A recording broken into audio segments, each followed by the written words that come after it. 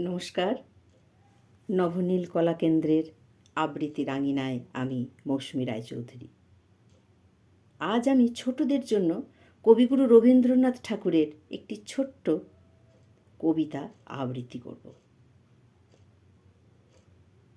কবিতাটির নাম দিনে হই এক মতো, কবিগুরু রবীন্দ্রনাথ ঠাকুর। দিনে হই এক মতো, রাতে হই আর। রাতে যে স্বপন দেখি মানে কি যে তার? আমাকে ধরিতে যেই এলো ছোট কাকা, স্বপনে গেলাম উড়ে মেলে দিয়ে পাখা।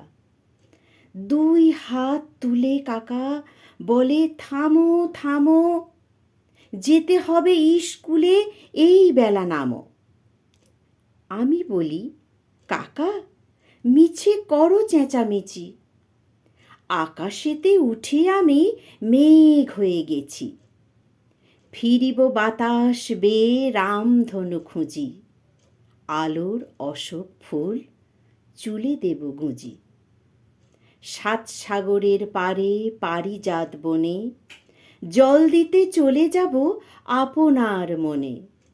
যেমনি এ কথা বলা অমনি হঠাৎ কর রবে বাজ মেলে দিল দাঁত। ভয়ে কাঁপি, মা কোথায়?